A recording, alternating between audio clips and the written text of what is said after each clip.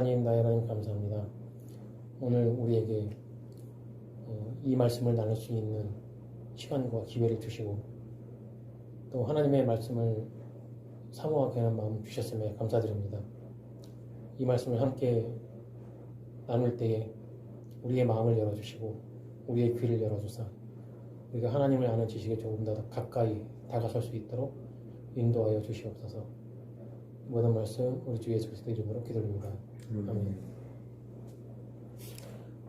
예, 오늘 주제는 이제 하나님의 섭리하시는 일이 무엇인가 라고 하는 것인데, 섭리, 사실은 섭리라는 말 자체는 성경에는 나오질 않아요. 사실은 섭리는 이제 신학적인 용어인데, 신학자들이 이제 성경을 연구를 해보니까 하나님은 섭리를 하시더라 라는 겁니다. 이 섭리가 무엇인가? 즉, 이제 창조는 이제 하나님께서 영원한 그의 작정하심에 따라서 우주 만물을 창조하신 사역이죠. 그렇다면 섭리라는 것은 하나님께서 창조하신 이 우주에 대한 그 창조주 하나님의 계속되는 관계하심의 사역이다 라고 정의를 내릴 수가 있죠. 즉, 하나님께서는 세상을 창조하신 목적을 두셨단 말이죠. 사실 이것도 이제 우리의 이해를 돕기 위해서 창조를 하셨고 목적을 향해 가신다라고 하지만 이거는 우리들 시간관념으로 이해하기 좋게 설명하신 거예요. 하나님께서 그의 목적하심을 이루시기 위해서 이 모든 것을 다스리고 예정하시고 작정하시는 것이 섭리죠. 궁극적으로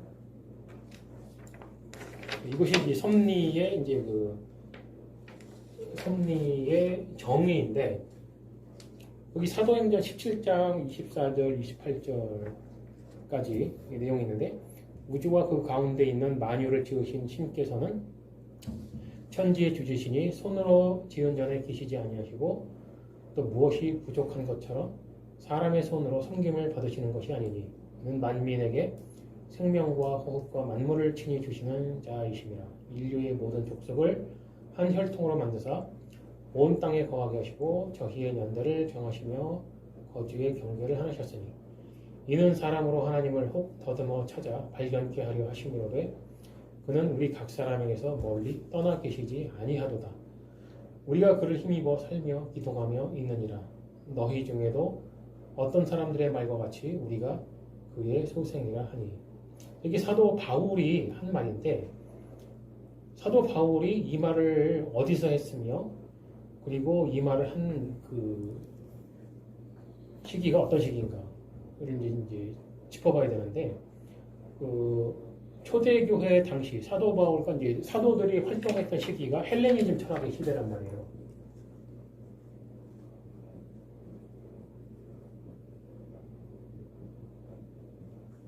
이제 플라톤, 소크라테스 이후 사람들에 의해서 시작되었던 고대 철학의 시기에서 헬레니즘 철학 시기로 이제 넘어가거든요. 이때에 이제 초대교회가 생겼던 거예요. 그럼 이제 고대 철학자들에 의해서 이제 특히 이제 플라톤과 그의 제자 아리스토텔레스, 이런 그 쟁쟁한 사람들에 의해서 이들 나름대로의 신에 대한 개념과 정의를 내렸는데, 이 사람들이 내린 신에 대한 개념과 정의가 이 헬레니즘 철학이 지배하는 사상세계를 지배를 하고 있었던 거예요. 그 헬레니즘 철학의 사상세계가 어디냐? 로마 제국이죠. 로마 제국은 헬레니즘 철학을 그대로 수용을 해서 로마 철학으로까지 발전을 시켰던 그 사람들이기 때문에 그 사람들은 그 그리스 문화 그리고 헬레니즘 철학을 굉장히 존중을 했어요. 그렇기 때문에 로마가 통치하는 모든 지역에는 이 헬레니즘 철학이 거의 절대적으로 지배를 하고 있었다. 그래서 그 지역에 있는 모든 사람들은 고대 철학자들이 가르쳐준 신에 대한 개념으로 신을 이해를 하고 있었다라고 하는 것인데, 그럼 고대 철학과 이제 헬레니즘 철학을 하는 사람들의 신에 대한 개념이 무엇이냐면, 일단 신은 선하다. 그럼 이제 신의 세계가 있잖아요. 신의 세계, 영적인 세계죠. 플라톤이 주장하는 이데아 세계죠. 이것은 선하다. 물질의 세계는 악하다. 이렇게 이걸 이제 이원론이라고 하는데, 두 개의 세계로 딱 분리하는 것. 이 사람들이 물질의 세계는 왜 악하다고 생각했느냐? 자기들 눈에 보이는 게 악한 게 너무 많잖아요. 사실은. 전 세계 이 땅에 살고 있는 모든 사람들이 공통적으로 느끼는 거는 너무나 자연스러운 생각이 사실은. 자연재해. 일단 이게 도대체가 대책이 안 서는 지진과 화산 폭발, 뭐 바다에서는 막 풍랑이 일고, 그 다음에 사람들은 또 왜 이렇게 악한지, 힘이 좀 있으면 가서 괴롭히고, 있는 거 다 뺏고, 막 죽이고 노예로 삼고 하는 이 모든 해악들을 자기들의 눈으로 보니까 우리들이 살고 있는 이 물질 세계를 선하다고는 말을 할 수가 없는 거죠. 너무나 당연한 이야기이기는 사실이에요. 왜냐하면 이렇게 악한 세상을 신이 선하게 창조한 것이다라고 말하기에는 너무 설득력도 없고 설명할 방법도 없었던 거죠. 그렇기 때문에 그 사람들이 자기들이 살고 있는 이 현실 세계에서 곰곰이 생각을 해보니까 신은 우리 같지 않을 것이다 라는 생각을 한 거죠. 신이 우리 같겠냐? 신이 우리처럼 악하겠냐? 그러니까 고대 철학이 출발한 이유가 그리스 신화에 질려서 출발을 한 거거든요. 그리스 신화를 보면 어이가 없잖아요. 뭐 근친상간은 기본이고 그냥 뭐 인간보다 더해. 그냥 너무나 악한 짓을 많이 한 거예요. 그리스 신화를 보면. 그러니까 이 이성이 있는 좀 철학적으로 사고를 할 줄 아는 이 학자들이 보니까 저런 거짓말이 어딨냐. 신이라면 저렇겠냐. 라는 생각을 한 거예요. 우리들이 생각하는, 우리들 눈에 보이는 이 악한 물질 세계와 그리스 신화에 나오는 신들의 세계와 다른 것이 뭐가 있냐 도대체가. 하나도 다른 게 없다. 저들은 그냥 악한 인간들의 상상력으로 꾸며낸 이야기에 불과하다. 그렇다면 진짜 신, 저렇게 허구로 지어낸 그리스 신화가 아닌 진짜 신이 존재한다면 우리와 같이 악하지는 않을 것이다. 기본적으로 선할 것 아니냐라는 생각을 한 거죠. 너무나 당연한 거죠. 그리고 또 이제 생각을 해보니까 그럼 신은 선한데 이 약한 물질은 도대체 어떻게 설명을 할 것이냐. 신이 선하다고 했는데 그럼 이 세상은 신이 창조를 했을 텐데 그럼 왜 신은 선하고 왜 물질은 악한가? 이걸 어떻게 설명을 할 것이냐. 그래서 나온 이 세상에 대한 해석이 헬레니즘 철학은 이렇게 생각을 한 거죠. 신은 선하기 때문에 세상을 창조해놓고 더 이상 관계하지 않고 관심을 껐다라는 거죠. 그래서 세상이 혼자 굴러가다 보니까 이렇게 악한 모습으로 변했다. 그리고 모든 것이 불완전한 모습으로 창조가 되었다. 이게 이제 플라톤의 이데아 사상이거든요. 저 세상에 영적인 세계에 하나의 보편적인 것들이 존재한다.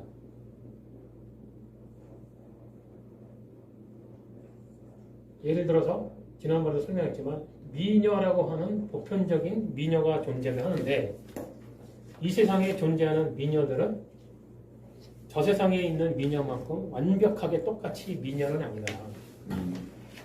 우리들이 보기에 미녀 중에 1등급이 있고 2등급이 있고 3등급이 있는데 추녀가 있고 이 등급의 차이가 왜 생기는 것이냐. 저 세상에 있는 보편적인 미녀의 형상을 따라서 미녀들이 창조를 받고 탄생을 하게 됐는데 이 형상을 100% 끌어오질 못하고 1등급 미녀는 대략 한 95%, 2등급은 한 90%, 3등급은 한 80% 정도를 끌어왔다는 얘기죠. 그럼 추녀는 끔찍하게 한 5%밖에는 끌어오지 못했다. 그래서 추녀다라고 하는 세상에 대한 해석을 내놓은 거예요. 이런 식으로 이제 이걸 이제 분여 이론이라고 하는데 의자도 마찬가지인 거죠. 저 세상에는 보편적인 의자라는 게 존재를 한다는 거지. 이 보편적인 사상이 굉장히 중요한데 왜냐하면 나중에 중세 철학에서 로마 카톨릭이 이 철학을 끌어와서 세상을 해석을 해요. 그래서 이제 좀 알아둬야 되는 개념인데 이 보편 사상. 그래서 나중에 중세 시기에는 이제 보편 논쟁이라는 게 발생을 해요. 이제 그게 이제 플라톤으로부터 온 사상이기 때문에 이제 문제가 된 건데 왜냐하면 그걸로 머리 터지게 이제 논쟁을 하는데 지금 보면 알겠지만 그런 보편적이라는 게 존재를 하지 않아요. 그렇잖아요. 말이 안 되는 거 아니에요. 실제로 존재하지 않는 것을 존재한다고 가정하고 보편 논쟁을 벌이니까 결론이 난리가 있나. 한심한 짓을 한 건데 이렇게 해서 이제 고대 철학과 헬레니즘 철학자들이 해석을 했던 신과 이 물질 세계에 대한 이제 해석에 대해서 사도 바울이 바로 사도행전 17장 24절에서 28절까지의 말로써 너희가 알고 있는 이 신과 물질 세계에 대한 해석이 잘못되었는데 내 이야기를 들어봐라 하면서 설명을 하는 거예요. 이게. 하나님께서는 성경에 등장하는 하나님께서 너희가 세상을 창조한 신이라고 알고 있는 그 신이 너희들이 막연하게 생각하는 그 신이 아니고 성경에서 말하는 바로 그 여호와 하나님이 바로 그 신이다. 세상을 창조한 그 신이신데 너희들이 생각하는 것처럼 세상을 창조해놓고 알아서 잘 굴러가라고 버려둔 게 아니라 여호와 하나님은 세상을 창조하시고 지속적으로 관심을 갖고 계셨고 지금도 관심을 갖고 계시고 자기의 영원하신 목적을 위하여 섭리를 하고 계신다. 다스리고 계신다라고 하는 설명을 하고 있는 거예요. 바로 이것이. 그리고 이 설명은 어디서 있느냐. 이 헬레니즘 철학의 본고장 아테네에서 한 강의예요.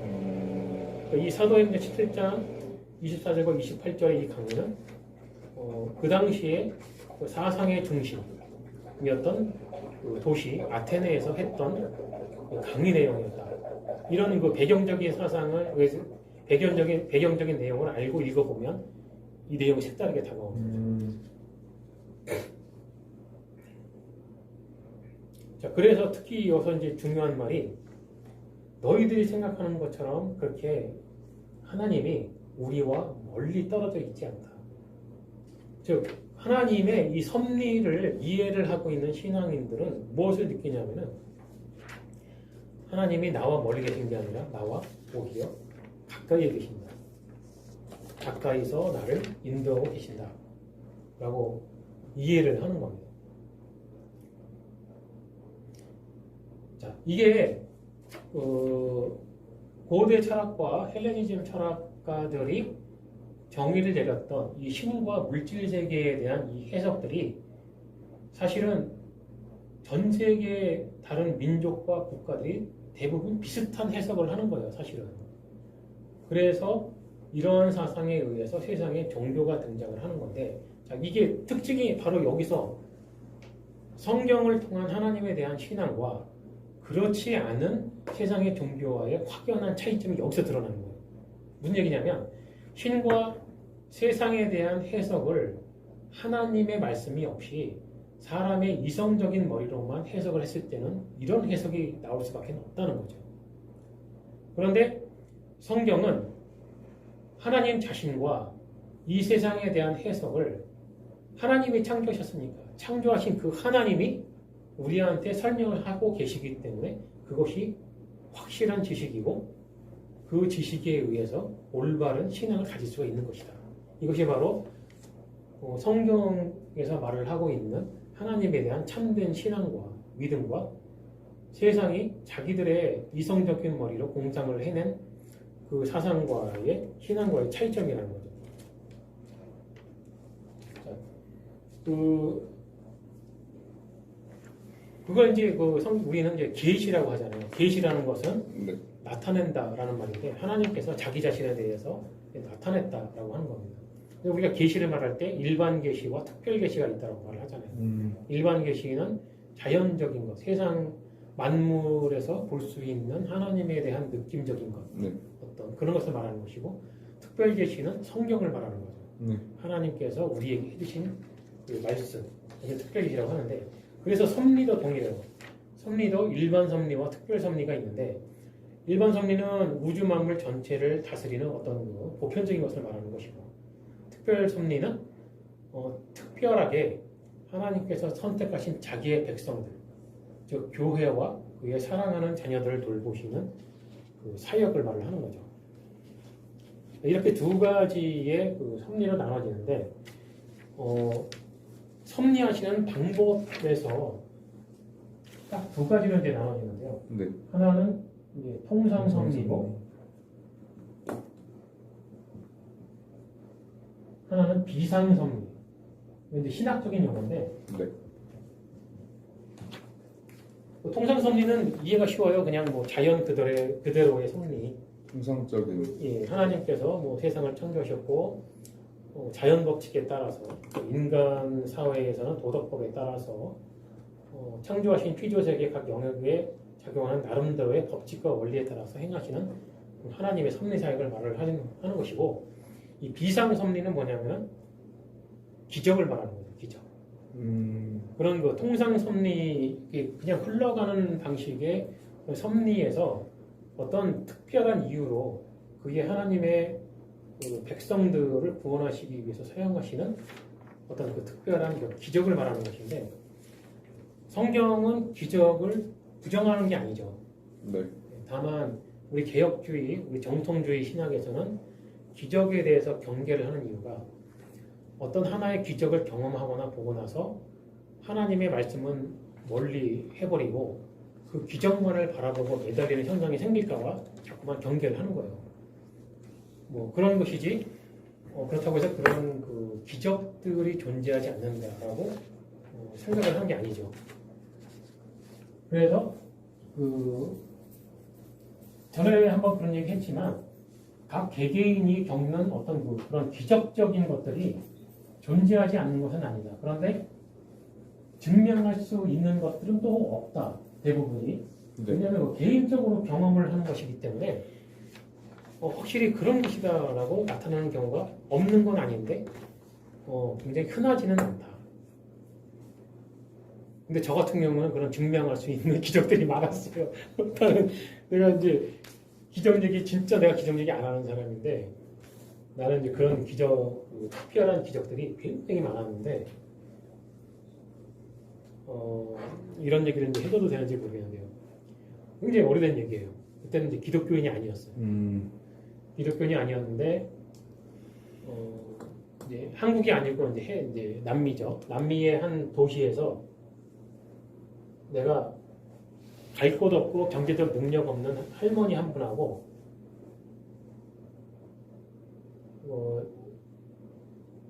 중2, 그 당시에 걔가 중2였구나.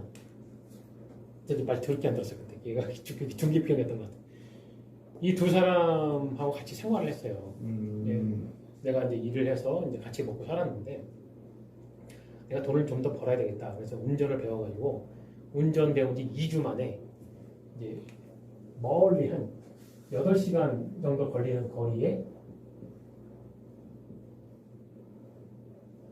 도시로 일거리를 찾아서 차를 가지고 갔어요.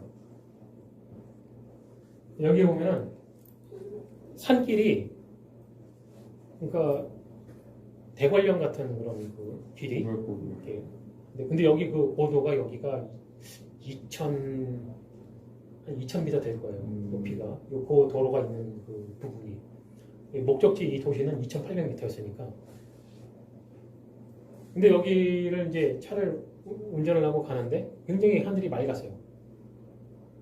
평소에는 거기가 안개가 가득 끼고 운전하기 굉장히 어려운 곳인데 겁도 없이 운전 배우기 2주 만에 이제 여기 이제 제가 이 신체적으로 능력이 뛰어나진 않은데 어떤 그 힘이 약해요. 내가 보기보다 굉장히 그 약골인데 근데 겁은 없어. 이게 좀 문제인데 그래가지고 이제 올라가는데 사고가 났어요. 커브길인데 그 바닥에 산에서 내려온 물이 이렇게 있더라고요. 거기서 차가 돌았어요. 이렇게 빙빙빙 돌았는데 차가 공중으로 탁 뜨더라고요. 그러니까 어떤 그 돌무대기가 이렇게 있었는데 돌무대기에 차가 딱 부딪히면서 차가 하늘로 뜬 거예요. 여기는 낭떠러지였어요. 여기에 차가 떨어지면 수색을 안 해요. 수색할 수 있는 방법이 없어. 너무 깊어서 경찰들이 아무도 수색을 안 해. 차가 딱 떠가지고 이 계곡적으로 떨어지는데 이 당시에 나는 죽음을 받아들였어요. 느낌이 오더라고. 이게 죽음이구나. 핸들에서 손을 놨어. 근데 여기에 콘크리트로 이렇게 난간을 쳐놨어요. 근데 왼쪽 바퀴가 운전석 쪽 바퀴가 밖으로 나가고 오른쪽 바퀴가 여기에 딱 걸린 거. 이래가지고 살았는데 지나가는 컨테이너 차량들 그때가 이제 12시였으니까 차량들이 그 남미 사람들이 서가지고 다들 막 쫓아온 거야. 이제 내가 어떻게 됐나 해가지고 나는 이제 왼쪽 이제 운전석 문을 열어보니까 땅이 없더라고. 바퀴가 나갔으니까. 그래가지고 무서워가지고 조수석적으로 살살살살 기어가지고 문을 열으니까 난간이 보이더라고요. 그거를 이제 발을 딛고 이제 나왔어요. 그 트럭 운전사들이 나보고 이 사고 나는 거를 봤대요. 내가 어떻게 사고가 나고 있었는지. 차가 하늘로 뜨고 너는 죽었어야 했대. 이 상황에서 너는 살아났다는 거는 이거는 말이 안 되는 일이라고 하더라고. 근데 일단 뭐 살았으니까 뭐 일단 내 차를 빼주더라고. 빼줘가지고 내 차가 워낙 튼튼하게 8기통 차량이었는데 또 큰 차를 좋아해가지고 또 다시 또 운전을 하고 또 이제 올라가서 이제 일을 보고 이제 그러고 내려왔는데 문제는 이 여행을 끝나고 이 차가 이제 찌그러졌으니까 중간 지점 도시에서 차를 맡겼어요. 고치라고. 그리고 이제 집에 돌아왔는데 이 사고 났다는 얘기를 이 나이 먹은 할머니한테 뭐라 얘기를 해요. 나이가 70이나 되셨는데. 그래가지고 차는 어떻게 했냐 그래서 차가 고장이 나서 지금 정비소에 있다. 간편한 뻥이잖아요. 얼마나 쉬워 속이기에. 근데 이 할머니가 갑자기 너 사고 났지? 그러더라고. 내가 사고 난 다음에 누구를 만난 적이 없거든요. 이거를 알 수 있는 방법이 없어. 그래서 이거는 그냥 짐작으로 한번 이렇게 찔러보는 말이구나 해가지고 에이 무슨 사고냐고. 그냥 차가 엔진이 고장나서 그냥 정비소에 있다. 이렇게 또다시 이제 한 번 더 속아 넘기려고 했는데 중요한 건 이 당시에 이 사고가 있을 당시에 저는 기독교인이 아니었다는 거예요. 기독교인이면서 이런 기적을 당했으면은 뭐 그러려니 하겠는데 그것도 아니야. 이 할머니는 그 당시에 교회를 다니고 있었는데 이 할머니가 날라리 신자예요. 자기도 인정하고 남들도 인정하는 진짜 날라리 신자예요. 하나님 안 믿어. 그냥 놀러 가는 거예요. 근데 내가 사고가 난 날, 이날 할머니가 잠을 자고 있었는데 정확하게 내가 사고 난 시간이더라고요. 자, 이 사고 지점과 이 할머니가 자는 여기는 차로 8시간 거리예요. 이 할머니가 자고 있는데 갑자기 자기가 상반신이 뻘떡 일어나시더래요. 그러면서 자기 입이 막 기도를 하더래. 이 말이 더 웃겼어. 자기가 기도하고 있는데 자기 입이 기도를 하더래. 그러니까 자기는 머릿속으로 지금 내가 지금 이거 뭘 하고 있는 거야 라는 생각을 하고 있는데 자기 입은 나를 살려달라고 기도를 하더래요. 한참을 그 기도를 하더래. 자기 입이. 그러더니 자기 입이 또 그러더래. 아유 이제 살았다고. 그러고는 다시 푹 쓰러져서 잤대요. 그리고 아침이 됐는데 생각을 해보니까 이게 보통 일이 아니더라 이거야. 자기가 치매 걸린 것도 아니고 이게 말이 되냐. 자기 자신과 자기의 생각과 입이 따로 놀더라는 거죠. 이 이야기를 나한테 하면서 그러니까 너는 확실히 죽을 뻔했다는 거죠. 무슨 일이 있었는지는 모르겠지만 너는 확실히 죽을 뻔했었고 운명의 차 사고가 있었을 것이다. 너무 기가 막힌 거야. 나 하나님 안 믿는데? 믿을 생각도 없고. 그 당시에 나는 어떤 사람이었냐면 교회 다니는 여자들은 쳐다도 안 본다고 그랬어요. 답답하니까. 그런 여자들은 못 사귀겠고 좀 놀 줄 아는 여자하고 좀 사귄다. 그럴 정도로 기독교나 교회에 대한 반감이 심했던 그런 상태였고 그랬는데 이런 그 사건이 있었어요. 이 사건 이외에도 이렇게 초자연적인 그런 사건들이 굉장히 많았어요. 근데 어느 이제 교회라든지 어떤 그 청년부나 뭐 학생부나 어디에든 장년부에도 마찬가지로 어떤 이런 기적에 대한 이야기를 할 때 될 수 있으면 기적에 대한 이야기를 하지도 않고 사람들에게서도 기적에 대해서 자꾸만 포기하게끔 내가 강조를 많이 해요. 왜? 하나님의 말씀에 집중을 하라고. 근데 우리가 한 가지 인정을 해야 될 건 인정을 해야 되는 거예요. 기적은 존재한다. 안 하는 게 아닌데 이런 기적을 당했더라도 분명히 하나님의 비상섭리인데 이랬을 때 즉시 하나님의 말씀으로 돌아가야 된다. 이런 그 어이없는 기적을 겪었더라도 저 기적에 대한 기억이나 그 느낌이 너무 좋아서 거기에만 머무르려고 하면 또 다른 종교가 발생을 하는 거예요. 그렇게 되면 자기가 했던 경험이 너무나 놀라운 것이기 때문에 거기에 머물고 그런 경험에 의한 어떤 새로운 종교를 만들어내려는 습성이 인간들에게는 아주 다분하다. 그렇기 때문에 우리는 이런 기적을 경험을 하더라도 즉시 하나님의 말씀으로 돌아가서 다시 한번 생각해야 된다. 나에게 이런 기적이 왜 생겼는가? 결국에는 하나님께서 이런 초자연적인 기적을 베풀어서 자기의 백성과 교회를 구원하시는 이유는 궁극적인 하나님의 목적을 이루시기 위함이라는 거죠. 그게 뭐냐? 물론 아까 그 신앙강좌도 얘기했지만 임마누엘. 이게 핵심 교리예요. 기독교의 핵심 교리이고 성경이 말하는 핵심이에요. 하나님의 최종적인 목적, 영원한 그의 목적은 우리와 영원히 함께하는 거란 말이죠. 그걸 위해서 아들을 보내시고 성자 하나님께서 고난받고 십자가에서 죽으시기까지 한 건데 사람들은 자꾸만 하나님의 그 최종적인 목적, 그것을 위해 섭리하시는 이 모든 것을 자꾸만 엉뚱하게 다르게 해석을 하려고 하는 거죠. 우리가 교회에 나와서 하나님을 믿고 신앙을 하는 그 이유에 대해서 아까 그런 얘기 했지만 우리의 시간대로 말하면 미래에 벌어질 일인데 그 소망이 하나님의 소망과 동일하냐.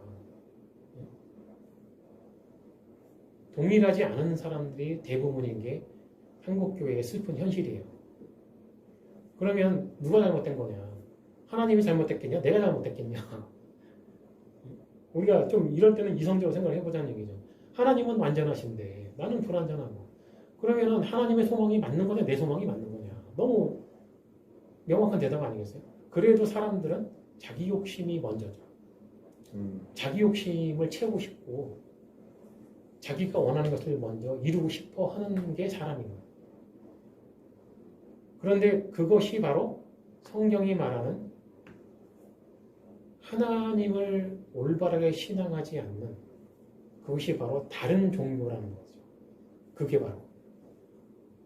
근데 이런 개념을 한국교회 사람들이 좀 이해를 못하고 있더라고요. 그런 것을 추구하고 있는 그 사상이 지금 현재 자기가 하나님을 믿고 있다고 하는 착각 속에 빠져 있는 거예요. 그럼 결국에는 올바른 믿음이 아니지만 자기가 하나님을 믿고 있다라고 하는 그 믿음의 목적은 자기가 원하는 것을 이루기 위한 수단에 불과하는 거죠. 그러면 종교가 되는 거예요. 올바른 믿음이 아닌 거예요. 그건. 올바른 믿음, 올바른 소망이 되려면 하나님의 생각과 동일해야죠. 그래야 올바르게 가고 있는 것이겠죠.